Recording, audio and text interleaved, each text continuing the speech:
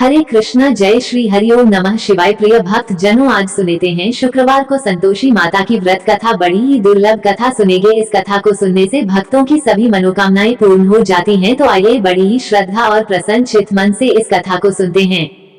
संतोषी माता व्रत कथा। एक बुढ़िया थी, उसके 7 बेटे थे।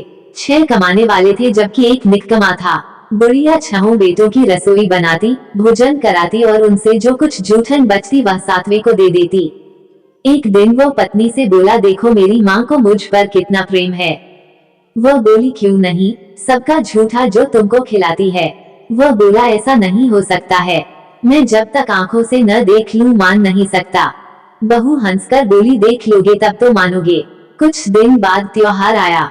घर में 7 प्रकार के भोजन और चूरमे के लड्डू बने। वह जांचने को सिर दुखने का बहाना कर पतला वस्त्र सिर पर उड़े रसोई घर में सो गया। वो कपड़े में से सब देखता रहा। 6 भाई भोजन करने आए। उसने देखा माँ ने उनके लिए सुंदर आसन बिछा, नाना प्रकार की रसोई परोसी और आग्रह करके उन्हें जमाया। वह देखता रहा। 6 भोजन करके उठे तब माँ ने उनकी झूठी थालियों में से लड्डुओं के टुकड़े उठाकर एक लड्डू बनाया। जूठन साफ कर बुढ़िया माँ ने उसे पुकारा, बेटा 6 भाई भोजन कर गए, अब तू ही बाकी है, उठ तू कब खाएगा। वह कहने लगा, माँ मुझे भोजन नहीं करना, मैं अब परदेश जा रहा हूँ। माँ ने कहा, कल जाता हो तो आज चला जा। वह बोला, हाँ आज ही जा रहा हूँ। ये कहकर वह घर से निकल गया। 7वें बेटे का परदेश जाना। चलते समय पत्नी की याद आ गई। वह गौशाला में कंडे उपले थाप रही थी। वहाँ जाकर बोला, हम जावे परदेश आवेंगे कुछ काल, तुम रहियो संतोष से धर्म आपनो पाल। वह बोली, जाओ पिया आनंद से हमारो सोच हटाया, राम भरोसे हम रहे ईश्वर तुम्हें सहाय। 2 निशानी आपन देख धरू में धीर, सुधी मती हमारी बिसारियो रखियो मन गंभीर। वह बोला, मेरे पास तो कुछ नहीं, यह अंगूठी है सो ले और अपनी कुछ निशानी मुझे दे। वह बोली, मेरे पास क्या है, ये गोबर भरा हाथ है। ये कहकर उसकी पीठ पर गोबर के हाथ की थाप मार दी। वह चल दिया। चलते चलते दूर देश पहुंचा। परदेश में नौकरी। वहाँ एक साहूकार की दुकान थी। वहाँ जाकर कहने लगा, भाई मुझे नौकरी पर रख लो। साहूकार को जरूरत थी, बोला, रह जा। लड़के ने पूछा, तनख्वाह क्या दोगे। साहूकार ने कहा, काम देखकर दाम मिलेंगे। साहूकार की नौकरी मिली। वह सुबह 7 बजे से 10 बजे तक नौकरी बजाने लगा। कुछ दिनों में दुकान का सारा लेन देन, हिसाब किताब, ग्राहकों को माल बेचना, सारा काम करने लगा। साहूकार के 7-8 नौकर थे, वे सब चक्कर खाने लगे। ये तो बहुत होशियार बन गया। सेठ ने भी काम देखा और 3 महीने में ही उसे आधे मुनाफे का हिस्सेदार बना लिया। वो कुछ वर्ष में ही नामी सेठ बन गया और मालिक सारा कारोबार उस पर छोड़कर चला गया। पति की अनुपस्थिति में सास का अत्याचार। इधर उसकी पत्नी को सास ससुर दूध खा देने लगे। सारी गृहस्थी का काम करा के उसे लकड़ी लेने जंगल में भेजते। इस बीच घर के आटे से जो भूसी निकलती उसकी रोटी बनाकर रख दी जाती और फूटे नारियल की नारियली में पानी। एक दिन वो लकड़ी लेने जा रही थी। रास्ते में बहुत सी स्त्रियां संतोषी माता का व्रत करती दिखाई दी। संतोषी माता का व्रत। वो वहाँ खड़ी होकर कथा सुनने लगी और पूछा, बहनों तुम किस देवता का व्रत करती हो और उसके करने से क्या फल मिलता है। यदि तुम इस व्रत का विधान मुझे समझाकर कहोगे तो मैं तुम्हारा बड़ा आसान मानूंगी। तब उनमें से एक स्त्री बोली, सुनो, ये संतोषी माता का व्रत है। इसके करने से निर्धनता, दरिद्रता का नाश होता है और जो कुछ मन में कामना हो सब संतोषी माता की कृपा से पूरी होती है। तब उसने उससे व्रत की विधि पूछी। संतोषी माता व्रत विधि। वह भक्तिनी स्त्री बोली, 1.25 आने का गुड़ चना लेना, इच्छा हो तो 5.25 आने का लेना या 1.25 रुपए का भी सहूलियत के अनुसार लाना। बिना परेशानी और श्रद्धा व प्रेम से जितना भी बन पड़े सवाया लेना। प्रत्येक शुक्रवार को निराहार रहकर कथा सुनना, इसके बीच क्रम टूटे नहीं, लगातार नियम पालन करना। सुनने वाला कोई न मिले तो घी का दीपक जला उसके आगे या जल के पात्र को सामने रखकर कथा कहना। जब कार्य सिद्ध न हो नियम का पालन करना और कार्य सिद्ध हो जाने पर व्रत का उद्यापन करना। 3 मास में माता फल पूरा करती है। यदि किसी के ग्रह खोटे भी हों तो भी माता वर्ष भर में कार्य सिद्ध करती है। फल सिद्ध होने पर उद्यापन करना चाहिए, बीच में नहीं। उद्यापन में 2.5 सेर आटे का खाजा तथा इसी परिमाण से खीर तथा चने का साग करना। 8 लड़कों को भोजन कराना, जहाँ तक मिले देवर जेठ भाई बंधु के हों, न मिले तो रिश्तेदारों और पास पड़ोसियों को बुलाना, उन्हें भोजन करा यथाशक्ति दक्षिणा दे माता का नियम पूरा करना। उस दिन घर में खटाई न खाना। ये सुन बुढ़िया के लड़के की बहू चल दी। व्रत का प्रण करना और माँ संतोषी का दर्शन देना। रास्ते में लकड़ी के बोझ को बेच दिया और उन पैसों से गुड़ चना ले माता के व्रत की तैयारी कर आगे चली और सामने मंदिर देखकर पूछने लगी, यह मंदिर किसका है? सब कहने लगे संतोषी माता का मंदिर है। ये सुनकर माता के मंदिर में जाकर चरणों में लौटने लगी। दीनों विनती करने लगी, माँ मैं निपट अज्ञानी हूँ, व्रत के कुछ भी नियम नहीं जानती, मैं दुखी हूँ। हे माता जगत जननी मेरा दुख दूर कर, मैं तेरी शरण में हूँ। माता को दया आई। एक शुक्रवार बीता कि दूसरे को उसके पति का पत्र आया और तीसरे शुक्रवार को उसका भेजा हुआ पैसा आ पहुँचा। ये देख जेठ जेठानी मुंह सिकुड़ने लगे।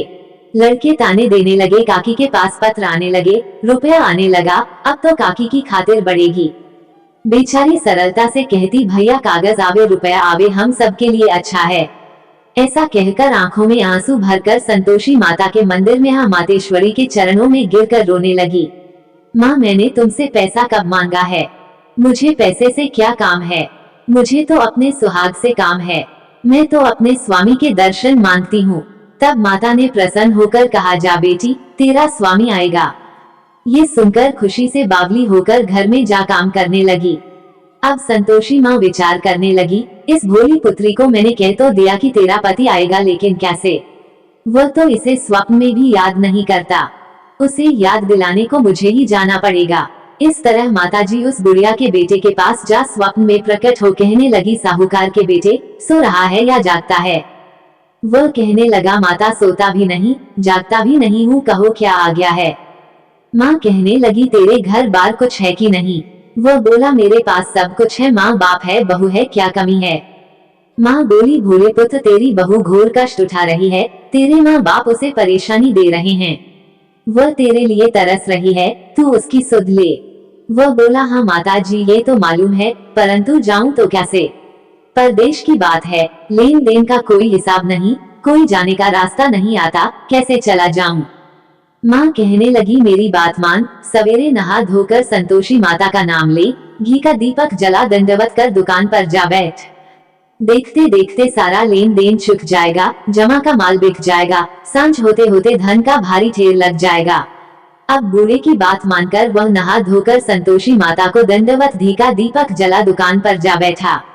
थोड़ी देर में देने वाले रुपया लाने लगे, लेने वाले हिसाब लेने लगे। कोठे में भरे सामान के खरीददार नकद दाम दे सौदा करने लगे। शाम तक धन का भारी ढेर लग गया। मन में माता का नाम ले चमत्कार देख प्रसन्न हो घर ले जाने के वास्ते गहना कपड़ा सामान खरीदने लगा। यहाँ काम से निपट तुरंत घर को रवाना हुआ। उधर उसकी पत्नी जंगल में लकड़ी लेने जाती है, लौटते वक्त माताजी के मंदिर में विश्राम करती। वो तो उसके प्रतिदिन रुकने का जो स्थान ठहरा। धूल उड़ती देख वो माता से पूछती है, हे माता ये धूल कैसे उड़ रही है? माता कहती है, हे पुत्री तेरा पति आ रहा है, अब तू ऐसा कर लकड़ियों के 3 बोझ बना ले, एक नदी के किनारे रख और दूसरा मेरे मंदिर पर व तीसरा अपने सिर पर।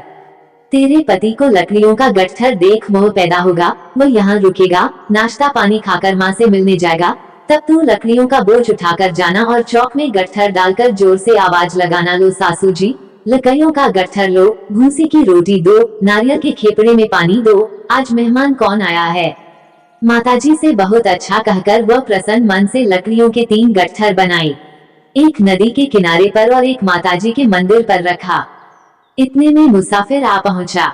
सूखी लकड़ी देख उसकी इच्छा उत्पन्न हुई कि हम यहीं पर विश्राम करें और भोजन बनाकर खा पीकर गांव जाएं। इसी तरह रुककर भोजन बना, विश्राम करके गांव को गया। सबसे प्रेम से मिला। उसी समय सिर पर लकड़ी का गट्ठर लिए वो उतावली सी आती है।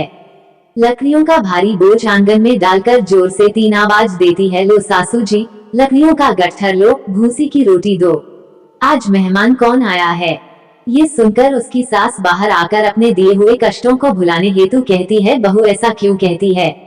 तेरा मालिक ही तो आया है, आ बैठ, मीठा भात खा, भोजन कर, कपड़े गहने पहन। उसकी आवाज सुन उसका पति बाहर आता है। अंगूठी देख व्याकुल हो जाता है। माँ से पूछता है, माँ ये कौन है?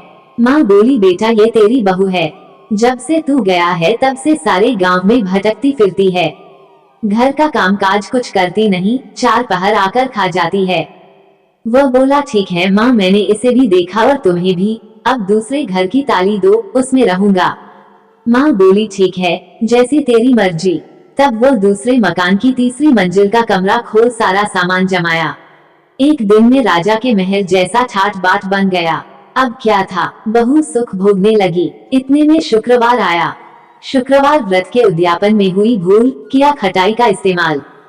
उसने पति से कहा, मुझे संतोषी माता के व्रत का उद्यापन करना है। पति बोला, खुशी से कर लो। वो उद्यापन की तैयारी करने लगी।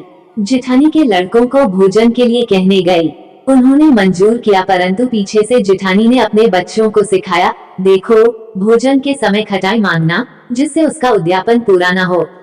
लड़के जीने आए खीर खाना पेट भर खाया, परंतु बाद में खाते ही कहने लगे, हमें खटाई दो, खीर खाना हमको नहीं भाता, देखकर अरुचि होती है।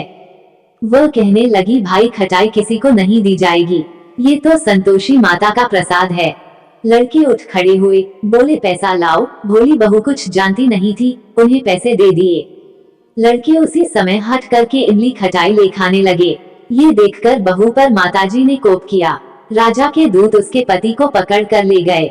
जेठ जेठानी मन माने वचन कहने लगे, लूट लूट कर धन इकट्ठा कर लाया है, अब सब मालूम पड़ जाएगा जब जेल की मार खाएगा। बहू से यह सहन नहीं हुए। माँ संतोषी से मांगी माफी। रोती हुई माताजी के मंदिर गई, कहने लगी, हे माता तुमने क्या किया? हंसा कर अब भक्तों को रुलाने लगी। माता बोली, बेटी तूने उद्यापन करके मेरा व्रत भंग किया है। वह कहने लगी, माता मैंने कुछ अपराध किया है, मैंने तो भूल से लड़कों को पैसे दे दिए थे, मुझे क्षमा करो, मैं फिर तुम्हारा उद्यापन करूंगी। माँ बोली, अब भूल मत करना। वह कहती है, अब भूल नहीं होगी, अब बतलाओ वे कैसे आवेंगे? माँ बोली, जा पुत्री, तेरा पति तुझे रास्ते में आता मिलेगा। वह निकली, राह में पति आता मिला। वह पूछी, कहाँ गए थे? वह कहने लगा, इतना धन जो कमाया है उसका टैक्स राजा ने मांगा था, वह भरने गया था। वह प्रसन्न हो बोली, भला हुआ, अब घर को चलो। कुछ दिन बाद फिर शुक्रवार आया, फिर किया व्रत का उद्यापन। वह बोली, मुझे फिर माता का उद्यापन करना है। पति ने कहा, करो। बहू फिर जेठ के लड़कों को भोजन को कहने गई। जेठानी ने एक दो बातें सुनाई और सब लड़कों को सिखाने लगी, तुम सब लोग पहले ही खटाई मांगना। लड़के भोजन से पहले कहने लगे, हमें खीर नहीं खानी, हमारा जी बिगड़ता है, कुछ खटाई खाने को दो। वह बोली, खटाई किसी को नहीं मिलेगी, आना हो तो आओ। वह ब्राह्मण के लड़के लाकर भोजन कराने लगी। यथाशक्ति दक्षिणा की जगह एक एक फल उन्हें दिया। संतोषी माता प्रसन्न हुई। संतोषी माता का फल, माता की कृपा होते ही 9वें मास में उसके चंद्रमा के समान सुंदर पुत्र प्राप्त हुआ। पुत्र को पाकर प्रतिदिन माता जी के मंदिर को जाने लगी। माँ ने सोचा, ये रोज आती है, आज क्यों न इसके घर चलूं। यह विचार कर माता ने भयानक रूप बनाया। गुड़ चने से सना मुख, ऊपर सूंड के समान होठ, उस पर मक्खियां भिन भिन कर रही थी। देहली पर पैर रखते ही उसकी सास चिल्लाई, देखो रे, कोई चुड़ैल डाकिन चली आ रही है, लड़कों इसे भगाओ, नहीं तो किसी को खा जाएगी। लड़के भगाने लगे, चिल्लाकर खिड़की बंद करने लगे। बहू रोशनदान में से देख रही थी, प्रसन्नता से पगली बन चिल्लाने लगी, आज मेरी माताजी मेरे घर आई है, वह बच्चे को दूध पीने से हटाती है। इतने में सास का क्रोध फट पड़ा। वह बोली, क्या उतावली हुई है? बच्चे को पटक दिया। इतने में माँ के प्रताप से लड़के ही लड़के नजर आने लगे। वह बोली, माँ मैं जिसका व्रत करती हूँ ये संतोषी माता है। सबने माता जी के चरण पकड़ लिए और विनती कर कहने लगे, हे माता, हम मूर्ख हैं, अज्ञानी हैं, तुम्हारे व्रत की विधि हम नहीं जानते, व्रत भंग कर हमने बड़ा अपराध किया है, जब माता आप हमारा अपराध क्षमा करो। इस प्रकार माता प्रसन्न हुई। बहू को प्रसन्न हो जैसा फल दिया वैसा माता सबको दे, जो पड़े उसका मनोरथ पूर्ण हो। बोलो संतोषी माता की जय। कथा पसंद आए तो इसे लाइक करके चैनल को जरूर सब्सक्राइब करिएगा और कमेंट में संतोषी माता की जय जरूर लिखिए।